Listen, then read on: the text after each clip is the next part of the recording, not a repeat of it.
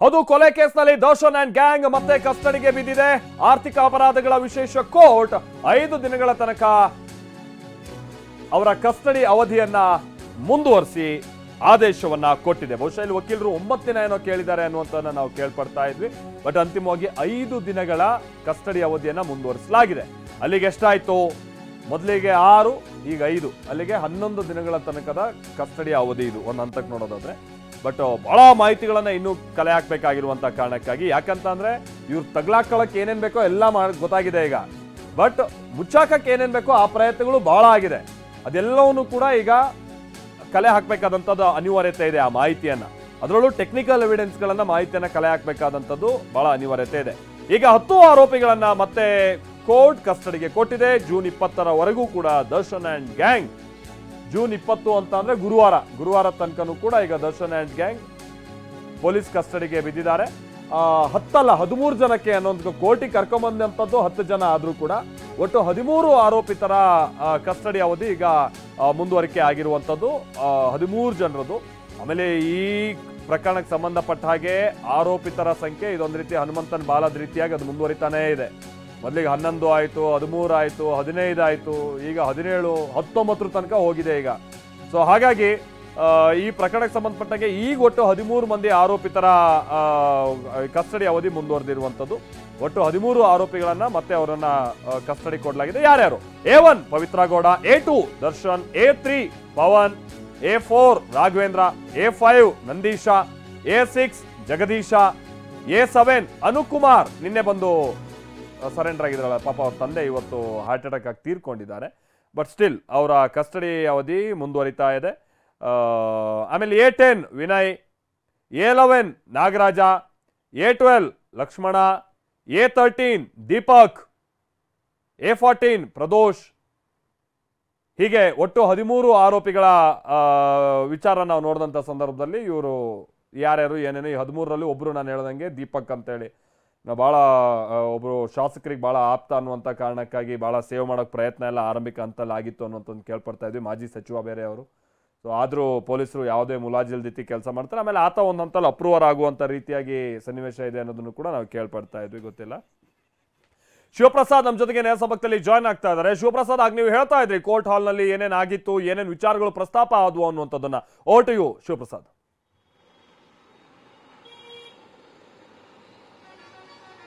Maltesh, police custody ಅವಧಿ ಮುಗಿದಿರ್ತಕ್ಕಂಥ ಹಿನ್ನೆಲೆಯಲ್ಲಿ ಚಾಲೆಂಜಿಂಗ್ ಸ್ಟಾರ್ ದರ್ಶನ್, ಪವಿತ್ರ ಗೌಡ ಸೇರಿದಂತೆ ಆರೋಪಿಗಳನ್ನ ಇಂದು ನ್ಯಾಯಾಲಯದ ಮುಂದೆ ಹಾಜರುಪಡಿಸಲಾಗಿರ್ತಕ್ಕಂಥದ್ದು. ಹಾಜರುಪಡಿಸಿದ ಸಂದರ್ಭದಲ್ಲಿ ಈ ಒಂದು ಪ್ರಕರಣಕ್ಕೆ ಸಂಬಂಧಪಟ್ಟಂತೆ SPP ಆಗಿರ್ತಕ್ಕಂಥ ಪ್ರಸನ್ನ ಕುಮಾರ್ ಅವರು ಮಹಜರು ಸ್ಥಳಕ್ಕೆ ಸಂಬಂಧಪಟ್ಟಂತೆ ಮಾಹಿತಿಯನ್ನು ಕೂಡ ಕೋರ್ಟ್ನ ಗಮನಕ್ಕೆ ತಂದಿರತಕ್ಕಂಥದ್ದು. ಬೆಂಗಳೂರು, ಮೈಸೂರು ಸೇರಿದಂತೆ ಇತರೆಡೆಗಳಲ್ಲಿ ಇಡೀ ಪ್ರಕರಣಕ್ಕೆ ಸಂಬಂಧಪಟ್ಟಂತೆ ಪೊಲೀಸರು ಮಹಜರು ಪ್ರಕ್ರಿಯೆಯನ್ನು ನಡೆಸಿದ್ದಾರೆ. ಅಷ್ಟೇ ಅಲ್ಲದೆ ಆರೋಪಿಗಳ ಬಳಿಯಿಂದ 10 ಮೊಬೈಲ್ಗಳನ್ನು ಕೂಡ ಈಗಾಗಲೇ ವಶಕ್ಕೆ ಪಡೆದಿರತಕ್ಕಂಥ ಅಂತ ಹೇಳಿ ಮಾಹಿತಿಯನ್ನು ನೀಡಿದ್ದಾರೆ.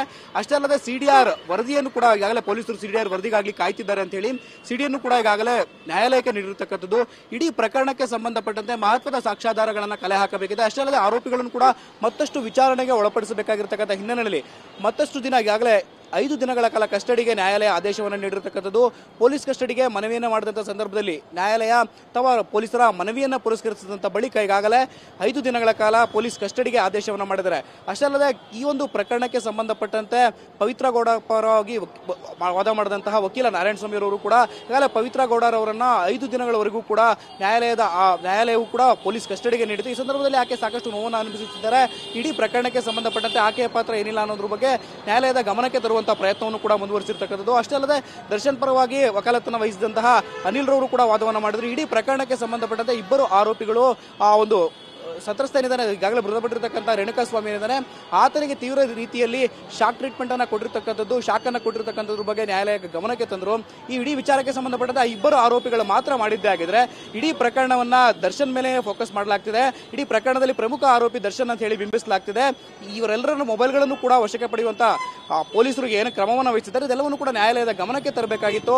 ಪಾಸ್ವರ್ಡ್ಗಳನ್ನು ಕೂಡ ಆರೋಪಿಗಳಿಂದ ಪಡೆದುಕೊಂಡಿದ್ದಾರೆ ಅಂತ ಹೇಳಿ ನ್ಯಾಯಾಲಯದ ಗಮನಕ್ಕೆ ತಂದಿರತಕ್ಕಂಥದ್ದು. ತದನಂತರ ವಾದ ವಿವಾದಗಳನ್ನ ಆಲಿಸಿದಂತ ನ್ಯಾಯಾಧೀಶರು ಈಗಾಗಲೇ ಮತ್ತಷ್ಟು ವಿಚಾರಣೆ ಹಿನ್ನೆಲೆಯಲ್ಲಿ ಪೊಲೀಸರು ಮನವಿ ಮಾಡಿದಂತ ಹಿನ್ನೆಲೆಯಲ್ಲಿ ಪೊಲೀಸ್ ಕಸ್ಟಡಿಗೆ ನೀಡಿ ಆದೇಶವನ್ನು ಮಾಡಿರ್ತಕ್ಕಂಥದ್ದು. ಆರೋಪಿಗಳು ದರ್ಶನ್, ಪವಿತ್ರ ಗೌಡ ಸೇರಿದಂತೆ ಆರೋಪಿಗಳೇನಿದ್ದಾರೆ ಇವರೆಲ್ಲರೂ ಕೂಡ ಈಗಾಗಲೇ ಪೊಲೀಸ್ ಕಸ್ಟಡಿಗೆ ಆದೇಶ ನೀಡಿದ್ದಾರೆ ನ್ಯಾಯಾಲಯರು. ಈ ಹಿನ್ನೆಲೆಯಲ್ಲಿ ಪೊಲೀಸರು ವಶಕ್ಕೆ ಪಡೆದು ಇನ್ನೇನು ಕೆಲವೇ ಕ್ಷಣಗಳಲ್ಲಿ ಅನ್ನಪೂರ್ಣೇಶ್ವರಿ ನಗರ ಪೊಲೀಸ್ ಠಾಣೆಗೆ ಆರೋಪಿಗಳೆಲ್ಲರೂ ಕೂಡ ಕರೆದೊಯ್ದಿದ್ದಾರೆ ಮಾಲ್ತೇಶ್. ಓಕೆ, ಅಂದ್ರೆ ಶಿವು ಇಲ್ಲಿ ಮೊನ್ನೆ ಇವರನ್ನೆಲ್ಲ ವಶಕ್ಕೆ ಪಡೆದಂತ ಸಂದರ್ಭದಲ್ಲಿ ಹೌದು, ಇವರೆಲ್ಲ ಅರೆಸ್ಟ್ ಆಗಿ 24 ಗಂಟೆಗಳ ಒಳಗಾಗಿ ಕೋರ್ಟ್ ಮುಂದೆ ಇವರನ್ನ ಹಾಜರುಪಡಿಸಬೇಕಾಗಿತ್ತು, ಇವರನ್ನ ಪೊಲೀಸ್ ಕಸ್ಟಡಿಗೆ ತೆಗೆದುಕೊಳ್ಬೇಕಂತ ಅನಿವಾರ್ಯ ಇತ್ತು. ಬಹುಶಃ ಈ ಆರೋಪಿತರಿಗೆಲ್ಲರೂ ಅವತ್ತೊಂದು ಕಾನ್ಫಿಡೆನ್ಸ್ ಇತ್ತೋ ಏನೋ, ಈ ಪ್ರಕರಣದಿಂದ ಹೊರಗೆ ಬರ್ಬೋದು, ಹೇಗೆ ಕೇಸ್ ಮುಚ್ಚಾಗೋಕೆ ಬಹಳ ಮಂದಿ ಇವೆಲ್ಲ ಪ್ರಯತ್ನ ಹಾಕ್ಬೋದು, ಒಂದು ದೊಡ್ಡ ಪ್ರೆಷರ್ ಕ್ರಿಯೇಟ್ ಮಾಡಿ ನಾವು ಹೊರಬರ್ಬೋದು ಅನ್ನೋ ಒಂದು ಕಾನ್ಫಿಡೆನ್ಸ್ ಇತ್ತೋ ಏನೋ. ಬಟ್ ಮೊನ್ನೆ ಮಹಜರಿಗೆ ಹೋದಂತ ಸಂದರ್ಭದಲ್ಲಿ ಅದಂತ ನಂತರದಲ್ಲಿ ತನಿಖೆ ನಡೀತಾ ಇರುವಂತಹ ರೀತಿ ಇದೇ ಸೀರಿಯಸ್ ಆಗಿ ಹೋಗ್ತಾ ಇದೆ ಅನ್ನುವಂಥದ್ದು ಸಹಜವಾಗಿ ಆರೋಪಿಗಳ ಗಮನಕ್ಕೆ ಈಗ ಬಂದಿದೆ. ಇವತ್ತು ಈ ಕೋರ್ಟ್ ಹಾಲ್ ನಲ್ಲಿ ಇವ್ರ ನಡವಳಿಕೆಗಳು ಹೇಗಿತ್ತು, ಇಷ್ಟೆಲ್ಲ ವಿಚಾರಣೆ ಆಗ್ತಾ ಇದ್ದಂತ ಸಂದರ್ಭದಲ್ಲಿ ದರ್ಶನ್, ಪವಿತ್ರ ಗೌಡ, ದೀಪಕ್, ಆಮೇಲೆ ಈ ನಾಗ, ಇವರೆಲ್ಲ ಅವರ ಬಿಹೇವಿಯರ್ ಇದೆಲ್ಲ ಹೇಗೆ ಕಂಡು ಬರ್ತಾ ಇತ್ತು ಓವರ್ ಆಲ್ ಆಗಿ ನಾವು ಗಮನಿಸಿದಂತ ಸಂದರ್ಭದಲ್ಲಿ ಶಿವು? ಮತ್ತೆ ಮಲ್ತೇಶ್, ಕೋರ್ಟ್ ಹಾಲ್ನಲ್ಲಿ ಆರೋಪಿಗಳ ಮುಖಚರ್ಯೆಯನ್ನು ಗಮನಿಸಿದ ಸಂದರ್ಭದಲ್ಲಿ ಎಲ್ಲರಿಗೂ ಕೂಡ ಪಶ್ಚಾತ್ತಾಪ ಕಾಣ್ತಿದೆಯಾ ಅನ್ನೋ ಒಂದು ಮುಖಚರ್ಯ ಕಂಡು ಬಂದಿರತಕ್ಕಂಥದ್ದು. ಪವಿತ್ರ ಗೌಡ ಕೂಡ ನ್ಯಾಯಾಲಯದ ಮುಂದೆ ನ್ಯಾಯಾಧೀಶರ ಎದುರು ಹಾಜರುಪಡಿಸಿದ ಸಂದರ್ಭದಲ್ಲಿ ಕಣ್ಣೀರು ಹಾಕ್ತಾ ನಿಂತಿದ್ದನ್ನು ಗಮನಿಸಬಹುದಾಗಿದೆ. ಅಷ್ಟೇ ಅಲ್ಲದೆ ದರ್ಶನ್ ಕೂಡ ಮೌನವಾಗಿ ನ್ಯಾಯಾಲಯದಲ್ಲಿ ನಡೀತಿರ್ತಕ್ಕಂಥ ವಾದ ವಿವಾದಗಳನ್ನು ಆಲಿಸಿದ್ರು. ಅಷ್ಟೇ ಅಲ್ಲದೆ ನ್ಯಾಯಾಧೀಶರು ಕೂಡ ಪೊಲೀಸರ ವಶದಲ್ಲಿದ್ದಂಥ ಸಂದರ್ಭದಲ್ಲಿ ನಿಮಗೆ ತೊಂದರೆ ಕೊಟ್ಟ ಅನ್ನೋದ್ರ ಬಗ್ಗೆ ಪ್ರಶ್ನೆಯನ್ನ ಮಾಡಿದಂಥ ಸಂದರ್ಭದಲ್ಲೂ ಕೂಡ ಪೊಲೀಸರು ನಮ್ಗೆ ಯಾವುದೇ ರೀತಿಯ ತೊಂದರೆಯನ್ನು ಕೊಟ್ಟಿಲ್ಲ ಅಂತ ಹೇಳಿ ನ್ಯಾಯಾಲಯಕ್ಕೆ ಮಾಹಿತಿಯನ್ನು ಕೂಡ ನೀಡಿದ್ರು. ಈ ಸಂದರ್ಭದಲ್ಲಿ ಈ ವಿಚಾರಗಳಿಗೆ ಸಂಬಂಧಪಟ್ಟಂತೆ ಎಲ್ಲವನ್ನೂ ಕೂಡ ನ್ಯಾಯಾಧೀಶರ ಮುಂದೆ ಹಾಜರುಪಡಿಸಿದಂಥ ವಕೀಲರೇನು ವಾದವನ್ನು ಮಾಡ್ತಿದ್ರು, ಎಲ್ಲವನ್ನೂ ಕೂಡ ಆಲಿಸ್ತಾ ನಿಂತಿದ್ದು ಕಂಡು ಬಂದಿತ್ತು. ಒಟ್ಟಾರೆಯಾಗಿ ಇಡೀ ಪ್ರಕರಣಕ್ಕೆ ಸಂಬಂಧಪಟ್ಟಂತೆ ಮತ್ತಷ್ಟು ವಿಚಾರಣೆ ಇರತಕ್ಕಂಥ ಹಿನ್ನೆಲೆಯಲ್ಲಿ ಪೊಲೀಸರ ಮನವಿಯನ್ನ ಪುರಸ್ಕರಿಸಿದಂತ ನ್ಯಾಯಾಲಯ ಈಗಾಗಲೇ ಆರೋಪಿಗಳನ್ನ ಪೊಲೀಸ್ ಕಸ್ಟಡಿಗೆ ನೀಡಿ ಆದೇಶವನ್ನು ನೀಡಿರ್ತಕ್ಕಂಥದ್ದು ಮಾಲ್ತೇಶ್. ಓಕೆ ಓಕೆ ಶಿವ್, ಶಿವ್, ನಾನು ನಿಮ್ಮ ಜೊತೆಗೆ ಮಾತನಾಡ್ತೇನೆ ಇವತ್ತು ಏನೇನಾಯ್ತು ಅನ್ನುವಂಥ ವಿಚಾರವಾಗಿ. ಆದರೆ ಇವತ್ತು ಕೋರ್ಟ್ನಲ್ಲಿ ಏನೇನಾಯ್ತು, ವಾದ ಪ್ರತಿವಾದ ಹೇಗಿತ್ತು, ಆಮೇಲೆ ಯಾವ ಕಾರಣಕ್ಕಾಗಿ ನಮ್ಮ ಕಕ್ಷಿದಾರರನ್ನ ಪೊಲೀಸ್ ಕಸ್ಟಡಿ ಕೊಡಬಾರ್ದು ಅನ್ನುವಂಥ ರೀತಿಯಾಗಿ ವಾದ ಇತ್ತು. ನಾನು ಮೊದಲೇ ಹೇಳಿದಾಗ ಇದು ಇವತ್ತಿನ ಇಂಟ್ರೆಸ್ಟಿಂಗ್ ಸಂಗತಿ ಅಂತ ಅಂದ್ರೆ, ಒಂದು ಮುಚ್ಚಿದ ಲಕೋಟೆಯಲ್ಲಿ ಸಿಡಿಯನ್ನ ಕೊಟ್ಟಿದ್ದಾರೆ. ಜಗದೀಶ್ ಹಾಗೆ ಅನುಕುಮಾರ್ನನ್ನ ನಿನ್ನೆ ನಾವು ವಶಕ್ಕೆ ಪಡೆದಿದ್ದೀವಿ, ಮತ್ತಷ್ಟು ವಿಚಾರಣೆ ನಡೆಸೋದಕ್ಕೆ ಕಸ್ಟಡಿಗೆ ನಮಗೆ ಕೊಡಿ ಅನ್ನೋ ಮನವಿಯನ್ನ ಪೊಲೀಸರು ಮಾಡ್ತಾರೆ. ವಾದ ಪ್ರತಿವಾದವನ್ನ ಆಲಿಸಿ 5 ದಿನ ಕಸ್ಟಡಿಗೆ ಕೋರ್ಟ್ ಕೊಟ್ಟಿದೆ. ದರ್ಶನ್ ಅಂಡ್ ಗ್ಯಾಂಗ್ ಈಗ ಮತ್ತೆ ಈ ಮುಖೇನವಾಗಿ ಪೊಲೀಸ್ ಕಸ್ಟಡಿಗೆ ಬಿದ್ದಿದ್ದಾರೆ. ಆದರೆ ಇಲ್ಲಿ ಇಂಟ್ರೆಸ್ಟಿಂಗ್ ಸಂಗತಿ ಅಂದ್ರೆ, ಒಂದು ಸಿಡಿಯನ್ನ ನ್ಯಾಯಾಲಯಕ್ಕೆ ಇವರು ಸಲ್ಲಿಸಿದ್ದಾರೆ.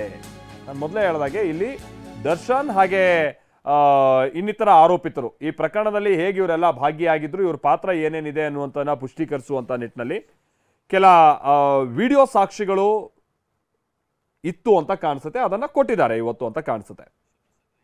ಶಿವಪ್ರಸಾದ್ ನಮ್ಗೆ ಇದಕ್ಕೆ ಸಂಬಂಧಪಟ್ಟ ಮತ್ತಷ್ಟು ಡೀಟೇಲ್ಸ್ ಅನ್ನ ಕೊಡ್ತಾರೆ, ಮತ್ತೆ ನಮ್ಮ ಜೊತೆಗೆ ಹಾಗೆ ನೇರಸಂಪರ್ಕದಲ್ಲಿ ಜಾಯ್ನ್ ಆಗ್ತಾ ಇದ್ದಾರೆ. ಶಿವು, ಅಂದ್ರೆ ಸಹಜವಾಗಿ ಇವರೊಂದು ಸಿಡಿಯನ್ನ ಕೊಟ್ಟರು ಅನ್ನುವಂಥ ಸಂದರ್ಭದಲ್ಲಿ ಸಹಜ ಕುತೂಹಲ ಇರುತ್ತೆ. ಬಟ್ ಬಹುಶಃ ಈ CCTV ಫುಟೇಜ್ ಅಥವಾ ಇವರ ಮೊಬೈಲ್ಗಳಲ್ಲಿ ಇದ್ದಂಥ ಕೆಲ ವಿಡಿಯೋಗಳು ಇಂತಹದ್ದ ಅನ್ನುವಂಥದ್ದು ಒಂದು ಗುಮಾನಿ ಬರುತ್ತೆ.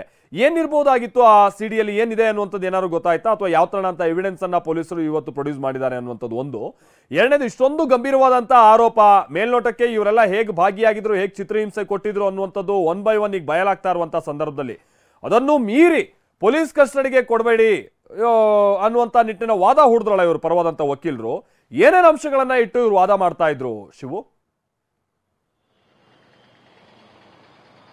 ಖಂಡಿತ ಮಾಲ್ತೇಶ್, ಈಗಾಗಲೇ ಇದೊಂದು ಗಂಭೀರ ಪ್ರಕರಣ. ಚಾಲೆಂಜಿಂಗ್ ಸ್ಟಾರ್ ದರ್ಶನ್ ಮತ್ತು ಇತರರು ಆರೋಪಿಗಳಾಗಿದ್ದಾರೆ. ಇಡೀ ಪ್ರಕರಣಕ್ಕೆ ಸಂಬಂಧಪಟ್ಟಂತೆ ಕೂಡ ಪೊಲೀಸರು ಸಾಕಷ್ಟು ಸೂಕ್ಷ್ಮತೆಯನ್ನು ವಹಿಸಿ ಒಂದು ಪ್ರಕರಣವನ್ನ ಹ್ಯಾಂಡಲ್ ಮಾಡ್ತಿರ್ತಕ್ಕಂಥದ್ದು. ಇಡೀ ಪ್ರಕರಣಕ್ಕೆ ಸಂಬಂಧಪಟ್ಟಂತೆ ಪ್ರಮುಖವಾಗಿ ಗಂಭೀರವಾಗಿರ್ತಕ್ಕಂಥ ವಿಚಾರಗಳಂದ್ರೆ, ಮೊದಲಿಗೆ ಸಾಕ್ಷ್ಯಗಳನ್ನ ಕಲೆ ಹಾಕ್ತಕ್ಕಂಥದ್ದು. ಈಗಾಗಲೇ ದರ್ಶನ್ ಅಂಡ್ ಗ್ಯಾಂಗ್ ನ ಅರೆಸ್ಟ್ ಮಾಡಿದ್ದಾರೆ. ಪ್ರಮುಖವಾಗಿ ದರ್ಶನ್ ಮತ್ತು ಪವಿತ್ರ ಗೌಡರಿಗೆ ಸಂಬಂಧಪಟ್ಟಂತೆ ಇವರಿಬ್ಬರು ಆರೋಪಿಗಳನ್ನು ಕೂಡ ವಶಕ್ಕೆ ಪಡೆದಿರ್ತಕ್ಕಂಥದ್ದು. ಟೆಕ್ನಿಕಲ್ ಅನಾಲಿಸಿಸ್ಗಳ ಆಧಾರದ ಮೇಲೆ ಟೆಕ್ನಿಕಲ್ ಎವಿಡೆನ್ಸ್ ಗಳನ್ನ ಕಲೆಕ್ಟ್ ಮಾಡಬೇಕಾಗಿರುತ್ತೆ. ಅಷ್ಟೇ ಅಲ್ಲದೆ ಇದೊಂದು ಇಡೀ ಪ್ರಕರಣಕ್ಕೆ ಸಂಬಂಧಪಟ್ಟಂತೆ CCTV ದಾಖಲೆಗಳು ಕೂಡ ಇರ್ತದೆ. CCTVಗಳಲ್ಲಿ ವೆಹಿಕಲ್ಗಳ ಮೂವ್ಮೆಂಟ್ ಏನಿದೆ ಇವೆಲ್ಲವನ್ನೂ ಕೂಡ ಈಗಾಗಲೇ ಪೊಲೀಸರು ವಶಕ್ಕೆ ಪಡೆದಿದ್ದಾರೆ.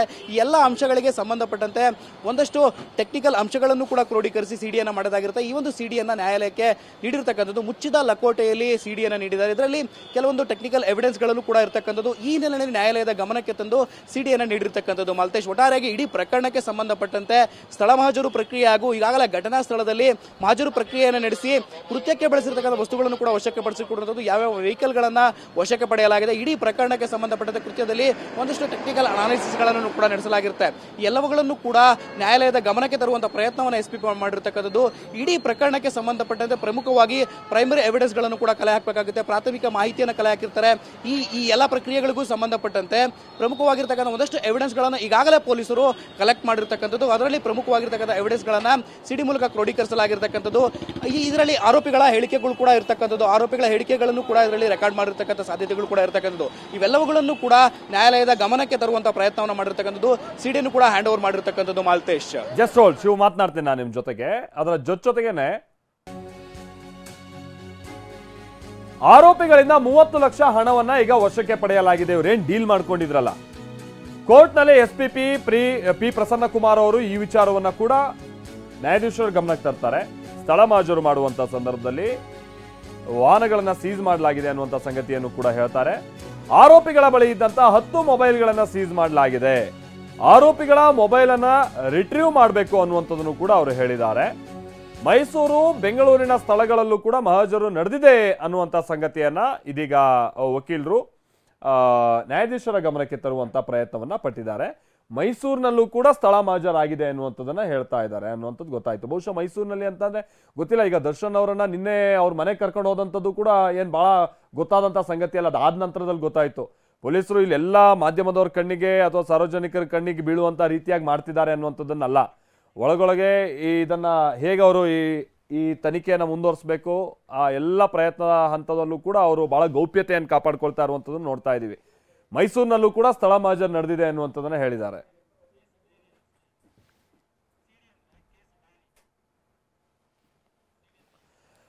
ಆಮೇಲೆ ಇನ್ನೊಂದು ವಿಚಾರ ಅಂತ ಅಂದ್ರೆ, ಈಗ ಸಹಜವಾಗಿ ನಾವು ಈ ಸಿಡಿ ಅಂತ ಸಂದರ್ಭದಲ್ಲಿ ಹೌದು ಅವರು ಯಾವ್ಯಾವ ಡೀಟೇಲ್ಸ್ ಅನ್ನ ಇಟ್ಟಿರ್ತಾರೋ ಅದನ್ನ ಪೆನ್ ಡ್ರೈವ್ ರೂಪದಲ್ಲಿ ಕೊಟ್ಟಿರ್ಬೋದು ಮತ್ತೊಂದು.